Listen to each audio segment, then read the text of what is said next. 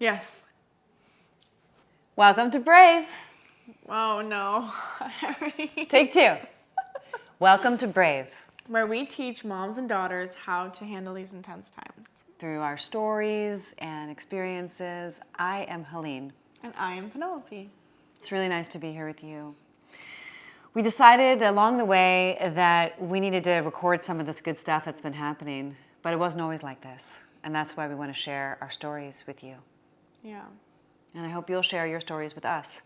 Because I know that as a community, we're meant to raise children and we're meant to be raised. And that's just not the way it is these days. There's a lot of isolation as a single mom and an only child. Oh my gosh, yeah, totally. Yeah, so we've moved around a lot and we've overcome a lot. Do you want to talk a little bit about what we've overcome? Oh my gosh, where do I even begin? Whatever comes to you. I would probably say the first thing that comes to my mind was just coming from adversity in school and having that learning disability when I was so little. And then having you raise me, just you basically, was really intense. Especially because I didn't have that kind of father figure in my life. And so just you, it was just you and me, you know? So there was a lot of feminine energy, not a lot of masculine energy. And, you know, there were some eating things that went on as I got older. So we want to be honest, like we want to have really honest conversations. So like, Yeah. tell them what happened. Like, I don't know where to start though, because there's so much to unpack. So if I were to bottom line it, I would say that, listen, I've had a ton of ups and downs, so I don't want to just like focus on you and your problems, because I'm going to also focus on mine. But the bottom line is you put on like over 100 pounds. You were in your room, depressed and suicidal-ish. I don't even know if that's a word. You're not really supposed to talk about it like that, but it's also... I was suicidal-ish, here, I'll say it. No, but I mean, it's been used as a weapon as well, so it's been weaponized. And listen, suicide is real, so I'm not dissing it at all. But depression, anxiety, social anxiety so bad you couldn't even go to school. Yeah. We have, learning difference. You've had to struggle. School has been literally traumatizing. Yeah. Because of your dyslexia and whatever language-based learning difference, blah, blah, blah, we got diagnosed with.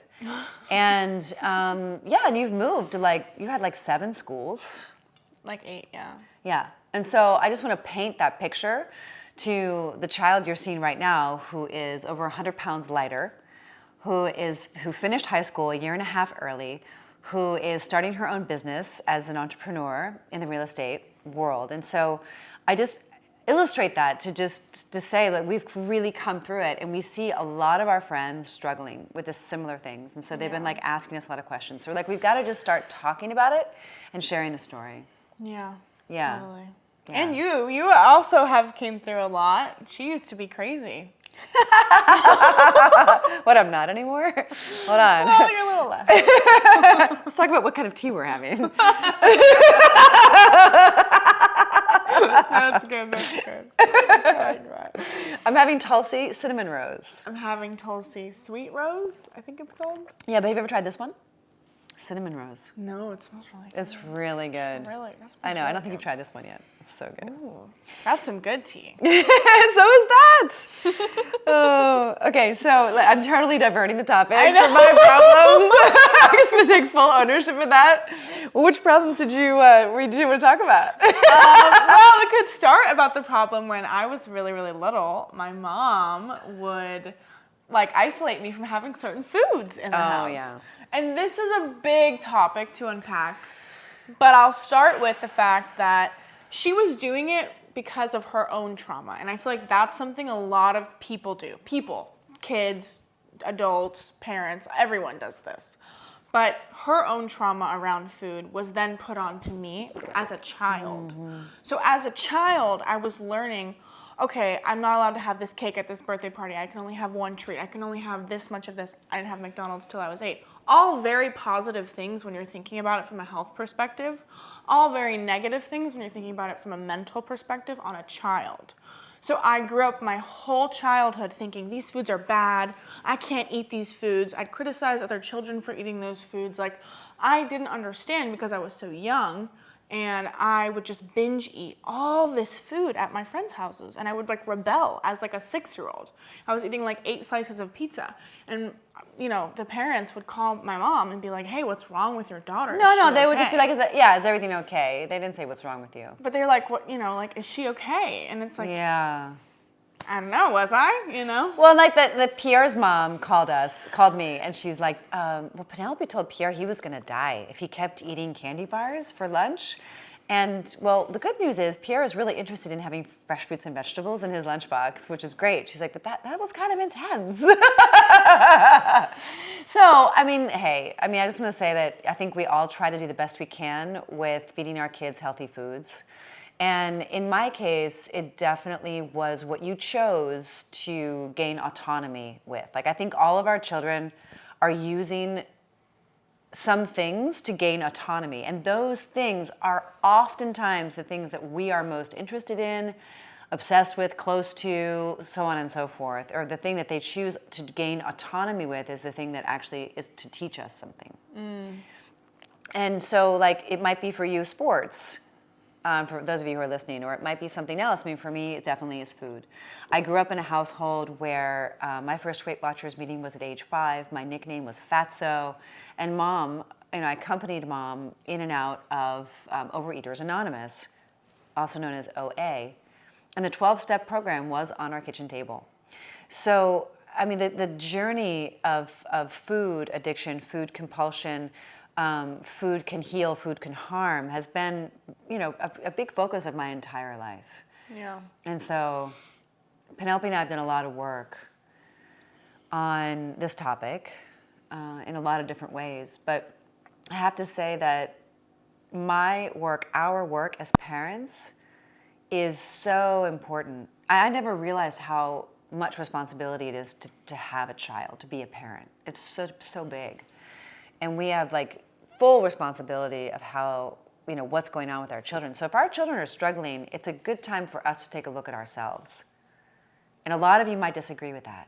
But I have seen single-handedly instantaneous transformation with Penelope's story. And that's why we feel so compelled to share it with you, because there is hope if your child is in their room, stuck on their phone, unwilling to come out and have dinner at the table. There is hope if your child is suicidal or depressed all the time. There is hope if your child is anorexic or bulimic. There is hope if your child has social anxiety to the extent at which they can no longer attend school. There is hope if you yourself are willing to do the work. Yeah, it's all about doing the work. You can't expect things to just happen out of thin air, because I did that for a really long time. I was like, oh, everything will be fine one day, and I just didn't know like what step to take. It was like I just didn't know what to do in order to be okay. And that was like, for me, that was where my mindset was like being paused, because I just didn't know how to get to that point. Yeah, and we had a lot of support along the way, I have to admit. Tons of support. Maurice was a big part of our healing. Maurice, all the other therapists that got me to him, all the group therapy, all of the DBT. Massive cred given to DBT, dialectical behavioral therapy. She could be like a teacher of that stuff. I actually graduated twice, so I really know my stuff. Right? Radical responsibility mom, radical honesty mom, radical acceptance. 2 things can be true, guys. 2 things can be true. Not 1 but 2. Anyone listening out here, 2 things can be true. Your mom and your daughter. And we are really committed to ending generational wounding and generational patterns. And so if you find yourself like, oh my gosh, this is all too familiar, it's possible that you can have a massive healing and end a generational pattern that's dysfunctional in your family, whether it's with health or with mental health, physical health, emotional health, whatever it is. So we're going out on a limb here, but we'd also love to hear from you in the comments, like other things you'd like us to talk about, because we have a whole list of things we want to talk about that we think are necessary and important, but we'd love to hear from you and know what you'd like to talk about. And just please be kind in the comments, because we've really gone on a limb to do this, and I don't know. My intention is to provide value, not to offend or cause harm. So that's my request, because we're sensitive individuals. And I don't want Penelope to throw the towel in. And I don't want to throw the towel in. I'm not throwing the towel in no matter what. Nothing's going to stop me. All right, so where do you want to start? Should I start with like my story? I don't know, anything.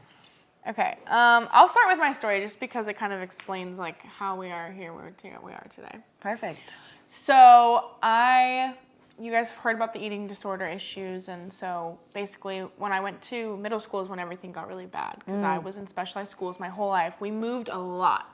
Like I was born in Switzerland, then we moved to Maryland, then we moved to Florida, then we moved to California, then we moved back to Florida. So I did lots of moving of schools, and so that was really hard already. Like just social aspects of, I was bullied like my whole life ever since I was in kindergarten. I was bullied just for being different and unique, and that's fine, but it really harmed me and it really harmed my self-esteem. So going into middle school, mid-year, like guys, if any of you teens here listening, you're like, oh my gosh, middle school's terrible, but going into middle school in 7th grade is horrible because everyone knows everyone.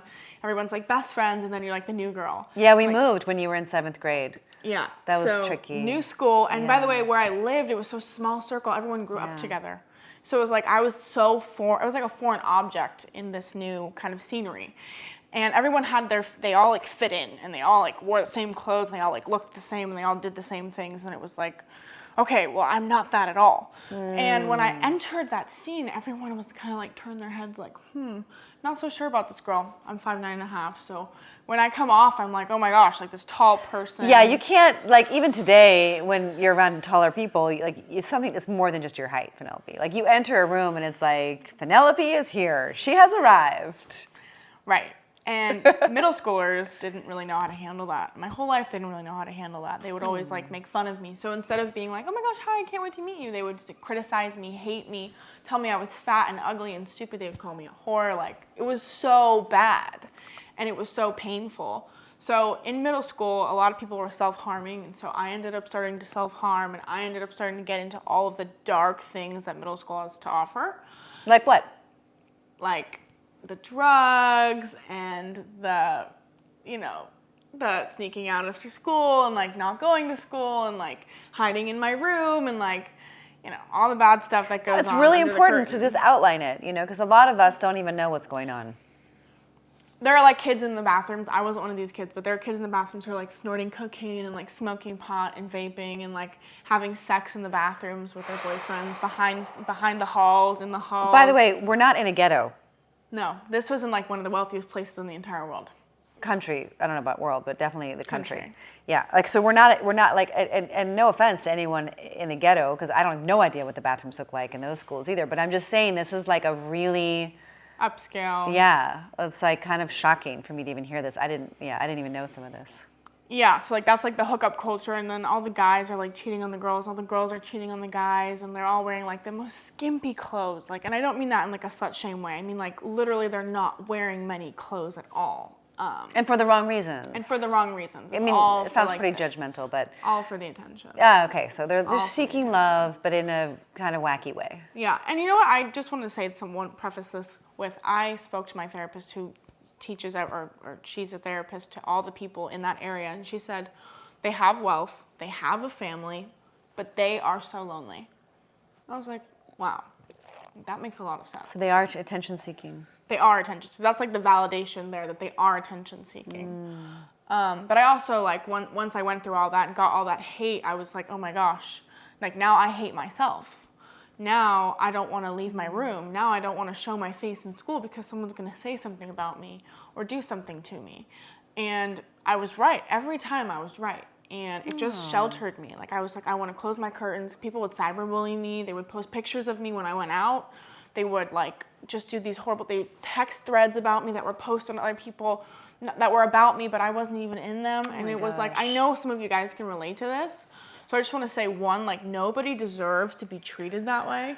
But number two, of course we're going to hide in our rooms and close our curtains and sleep all day. And of course we're going to like binge eat in like our rooms and not at school, because when we eat in front of other people, they tell us we're fat or that we're ugly, or they criticize us, so you're eating too much, you're eating too little. So like, of course we're going to hide. Of course the outlets we're going to choose is food and drugs and maybe sex for some people.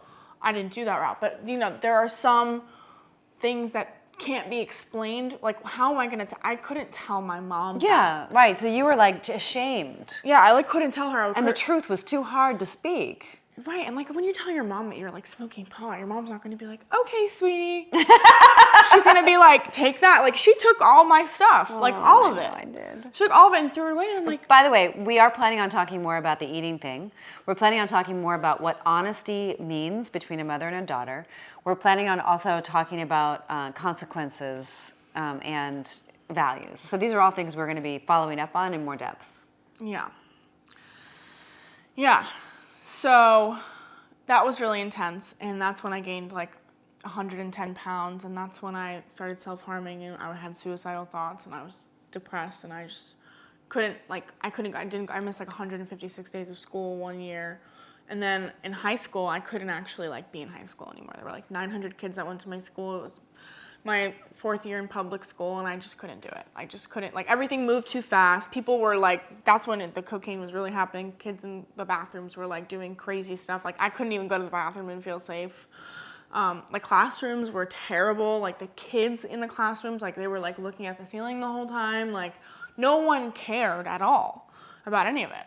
And so I was like, why am I here? Like I had panic attacks in the hallway and I couldn't go to school. I couldn't even like leave my house. I couldn't get myself to do any of it. And so what I ended up doing was I had to go into a special program in school to get like for mentally disabled people. Yeah, like people who are really emotionally disturbed, mentally disabled, and or like, you know, juvenile delinquents or drug addicts, you know, like people who were really troubled. Yeah, severely. Yeah. So But I didn't see any other way. that was the only way at the time until I was just like COVID hit and I couldn't do that anymore because I was just around people who actually wanted to die. I didn't actually want to die, but those people actually wanted to die. And I had to get out of it. So when COVID started, I decided to go homeschooling. We did a charter school that had been doing online schooling for a decade. And so we enrolled there, and you know, you are a COVID success story. I am a COVID success story. It's true. It's true. Yeah, it totally saved her life. It saved our lives because I was desperate. I was like, okay, you either are going to need to go to a therapeutic boarding camp I remember that. or boarding school, get sent overseas to hang with your dad because maybe having a male in the house will, you know, or a different environment will help you. That terrified me when she threatened that. I remember, I can feel it right now. Like, I remember her doing that. I was so desperate, and I realized I couldn't handle what was going on. I was lost. I felt helpless. I didn't know how to partner with a therapist in a way that was going to be meaningful and make the changes that I needed to happen, because I had this fantasy of like us moving to this new town and all the great extracurricular activities at this school and how she was going to join the surf club or be a mountain biker, or she was going to be like, you know, on the cheerleading team, or maybe she was going to play field hockey. You know, I was like, oh my gosh, she has so many choices. And like, here we are in this new town. It was an amazing town, by the way, but like I was like, this high school thing is not working out. Like I literally moved there because they said that the school was so great for children with learning differences. I talked to moms of kids who had similar learning differences. Like, I'm like, this is so perfect. Oh my gosh. And it was like, so not perfect. Oh my gosh. I was like, what's going on here? And so it was a really rich learning experience. So you started going to this charter school. I did. And then one day I looked in the mirror and I was like, I couldn't really see my body because you get kind of dysmorphed when you're at a certain point. You can't actually see yourself, but I was like, I'm tired of feeling this way and I don't want to feel this way anymore. There's no external stuff going on anymore. Like I deleted social media off of my phone, off of every device. I deleted it all by myself. Like I just didn't want to be around it anymore because I've had a really bad self-comparison issue and obviously the cyberbullying. So I was like, I'm going to go MIA, and I did that for 2 years. And I decided to give up all sugar and bread. And I decided to start working out for 1 hour a day, just an hour a day. And I did that consistently for about 2.5 years, on and off. It wasn't perfect. But I then lost 110 pounds. And then I started healing my relationship with food, which changed my life. And then I started healing my relationship with my body and exercise, which also changed my life. And that's kind of one way I got here today is through that 2.5 year period of not having to be around people, not having to be around the students and the social media, which I chose that. She didn't make me get off of it. I chose that because I knew it was harming me. That's the point people have to get to. It's harming me. I need to take it away from myself. That's like one of the points that you have to go. It was hard because social media is an outlet for us to escape. But it was necessary for me to heal my inner wounding. So, with that being said, I am now here, but I don't know if you want to say anything else about that. I'm just really moved by your words. And I'm just feeling so much immense gratitude right now. And that's a lot. I mean, what you just shared was a lot. And I just want to let it sink in for our viewers and listeners and for us. Because what you overcame, some people can't overcome in a lifetime. Yeah. I mean, your grandmother, my mother, died at 59. And severe obesity was one of her causes of death. Yeah. And so we take this obesity thing quite seriously. Yeah. And can you imagine, as a mom, how I felt like such an enabler? I'm buying the food. I'm actually allowing all this to happen on some level. But what we haven't told you yet, and we'll have to save for the next episode or another episode, is what happened when she looked in the mirror that day. There was something going on in me that I think not narcissistically, or that this is all about me. It's just about, I think the correlation, the timing of it is too serendipitous that I can't separate the two. And so I'd love to share that with you as well, because that was a pivotal moment in all of this. Were some realizations that I had to come to, and some really honest reflections that I had to really look at myself in the mirror, but in my deep subconscious. It takes two to tango. And we'll leave you with that. Yeah. So good.